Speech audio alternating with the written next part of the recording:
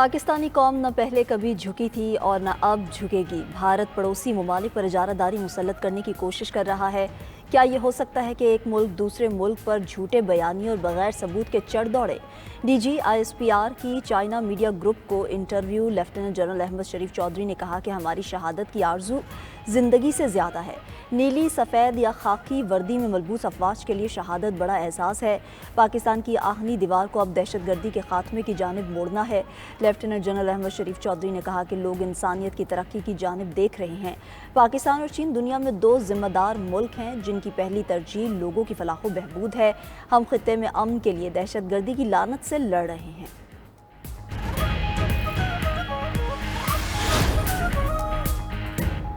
भारतीय जारियत बेनकाब करने के लिए पाकिस्तान की आलमी सफारती मुहिम जारी। नायब वज़ीर आज़म इसहाक डार की चीन के बैनुल-अक़वामी महकमे के वज़ीर लियो जियानचौ से मुलाकात। DPM-FM ने पाकिस्तान की खुदमुख्तारी और इलाकाई सालमियत और इसके बुनियादी मुफाद के मसाइल के लिए चीन की मजबूत हिमायत को सराहा। चीनी वज़ीर ने कहा कि दोस्त की हैसियत से चीन पाकिस्तान के साथ अपने ताल्लुकात को तरजीह देता रहेगा। दोनों रहनुमाओं का पाकिस्तान की सियासी जमातों और CPC के दरमियान रवाबित को मज़ीद गहरा करने पर भी इत्तफाक। इसहाक डार की आज चीनी आला हुक्काम से भी मुलाकातें मुतवक्के। दूसरी जानिब अफ़गान वज़ीर ख़ारजा अमीर खान मुत्तकी आज चीन पहुँचेंगे। पाक, चीन और अफ़गान वज़राए ख़ारजा की मुश्तरका मुलाकात भी मुतवक्के। मार्काए हक ने पाकिस्तान को नाकाबिले तस्खीर बना दिया। कौम को मुसल्लह अफवाज की सलाहियतों पर मुकम्मल एतमाद है। दुश्मन को वो सबक सिखाया जो वो क़यामत तक याद रखेगा। वज़ीर आज़म शहबाज शरीफ का कराची में डाक यार्ड के दौरे पर पाक नेवी के अफसरों और जवानों से खिताब। कहा कि बरी और फ़ज़ाई पिटाई के बाद दुश्मन हमारी बहरिया से लड़ने की हिम्मत ना कर सका। हम अपने वतन के एक एक इंच का दिफा करना अच्छी तरह जानते हैं। ISPR के मुताबिक PNS तैमूर आमद पर naval chief admiral Naveed Ashraf ने वज़ीर आज़म का इस्तकबाल किया। Army chief general Asim Munir और air chief marshal Zaheer Ahmed Babar भी उनके साथ मौजूद थे। पाक भारत जंग के बाद विफाकी काबीना का इजलास आज होगा। वज़ीर आज़म शहबाज शरीफ दोपहर 3 बजे इजलास की सदारत करेंगे। इजलास में पाक भारत कशीदगी के उमूर का जायज़ा लिया जाएगा। मार्का हक में पाकिस्तान की फतह पर मुसल्लह अफवाज को खिराज तहसीन पेश किया जाएगा। ज़राए के मुताबिक मार्का हक के शोहदा के लिए फातिहा खानी भी की जाएगी। इजलास में मुल्क की मजमूई मुआशी, सियासी और सिक्योरिटी सूरत हाल का जायज़ा लिया जाएगा। विफाकी काबीना आइंदा माली साल के बजट पर भी गौर करेगी।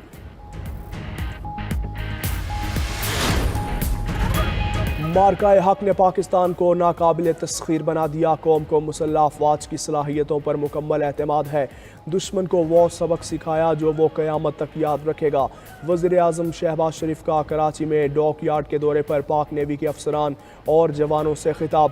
कहा कि बरी और फ़ज़ाई पिटाई के बाद दुश्मन हमारी बहरिया से लड़ने की हिम्मत न कर सका। हम अपने वतन के एक एक इंच का दिफा करना अच्छी तरह जानते हैं। ISPR के मुताबिक PNS तैमूर आमद पर naval chief admiral Naveed Ashraf ने वज़ीर आज़म का इस्तकबाल किया। Army chief general Asim Munir और air chief marshal Zaheer Ahmed Babar ने भी उनके हमरा मौजूद थे। भारत की जानिब से सिंतास मुआहिदे की मुअत्तली इश्तियाल अंगेज़ और बैनुल-अक़वामी कानून की खिलाफ वर्जी करार। अक़वाम मुत्तहिदा में पाकिस्तान के मुस्तकिल मंदूब आसिम इफ्तिखार अहमद ने अरब ममालिक के सफ़ीरों को जनूबी एशिया की हालिया कशीदा सूरत हाल पर ब्रीफिंग दी। कहा भारतीय क़यादत के इश्तियाल अंगेज़ बयानात अमन की राह में रुकावट हैं। भारत की जारहियत पर पाकिस्तान का रद्द-ए-अमल बैनुल-अक़वामी क़वानीन और अक़वाम मुत्तहिदा के चार्टर के तहत एक ज़िम्मेदाराना और दिफाई इक़दाम था। मसला कश्मीर का हल खित्ते में पायदार अमन के लिए नागुज़ीर है।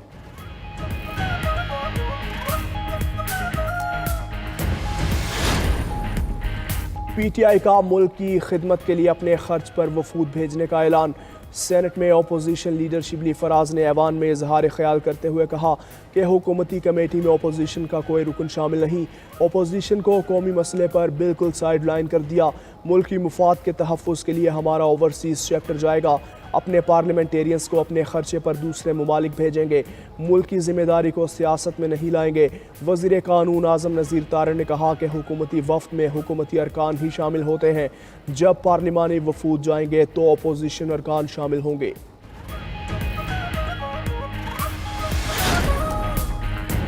पाक भारत जंगबंदी में अमेरिका का कोई किरदार नहीं। पाक भारत जंगबंदी दो तरफा थी।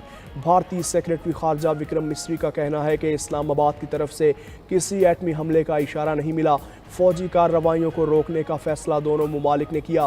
امریکی صدر ٹرمپ سینٹر سٹیج پر آنا چاہتے تھے، انہوں نے سینٹر سٹیج پر آنے کے لیے ہماری اجازت نہیں لی۔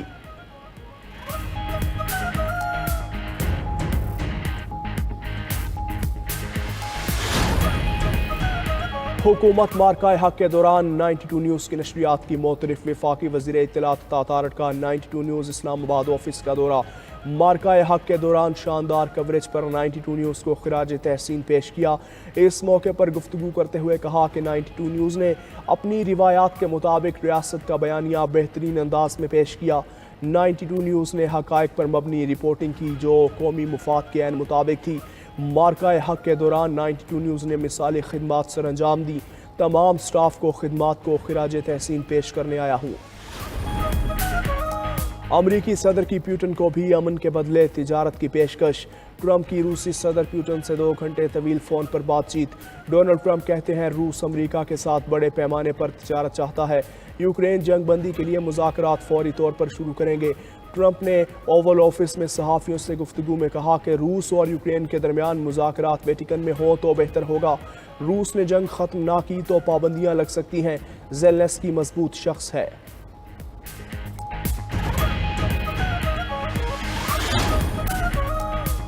اسرائیل نے غزہ پر فضائی حملے تیز کر دیے، مزید 80 فلسطینی شہید، ہزاروں فلسطینی اپنے گھر چھوڑنے پر مجبور۔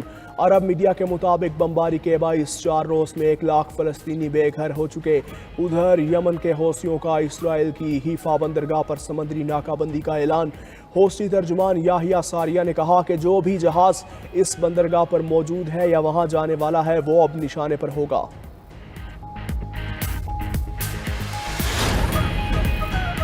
برطانیہ، فرانس اور کینیڈا نے اسرائیل پر پابندیوں کی دھمکی دے دی۔ تینوں ممالک کی جانب سے کہا گیا کہ اگر اسرائیل نے غزہ میں فوجی کارروائیاں بند نہ کیں تو اسرائیل کے خلاف ممکنہ اقدامات کریں گے۔ غزہ کے شہریوں کو انسانی امداد سے محروم رکھنا گھناؤنا جرم ہے۔ ادھر چین کا غزہ میں فوری اور دیرپا جنگ بندی کی حمایت کا اعلان۔ ترجمان ماؤننگ کہتے ہیں چین غزہ سے فلسطینیوں کی جبری بے دخلی کی سختی سے مخالفت کرتا ہے۔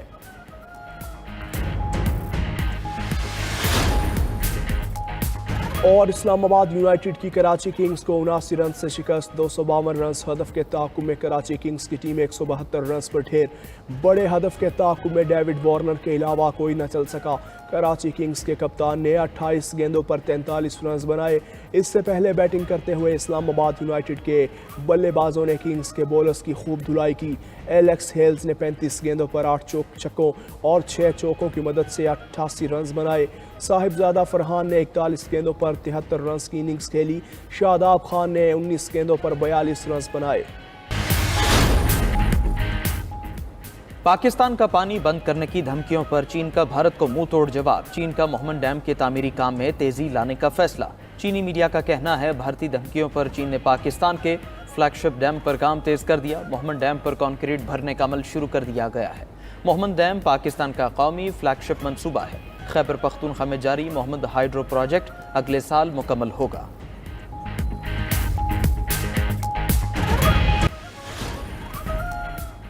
امریکی صدر ڈونلڈ ٹرمپ نے ٹیک ان ڈاؤن ایکٹ پر دستخط کر دیے۔ کہا بغیر رضامندی کے نجی مناظر اور اے آئی سے بنائی گئی جعلی ویڈیوز کا پھیلاؤ جرم ہوگا۔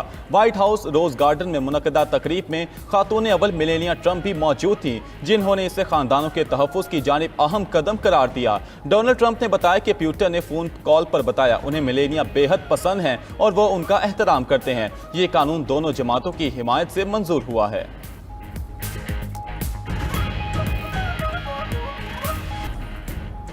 اسرائیل نے غزہ پر فضائی حملے تیز کر دیے، مزید 80 فلسطینی شہید۔ اسرائیلی بمباری سے ناصر اسپتال کا ادویات سٹور کرنے والا گودام تباہ ہو گیا۔ صہیونی فورسز نے خان یونس میں جبری انخلاء کے احکامات جاری کر دیے۔ ہزاروں فلسطینی اپنے گھر چھوڑنے پر مجبور۔ عرب میڈیا کے مطابق بمباری کے باعث 4 روز میں 1 لاکھ فلسطینی بے گھر ہو چکے ہیں۔ ادھر یمن کے حوثیوں کا اسرائیل کی حیفا بندرگاہ پر سمندری ناکہ بندی کا اعلان۔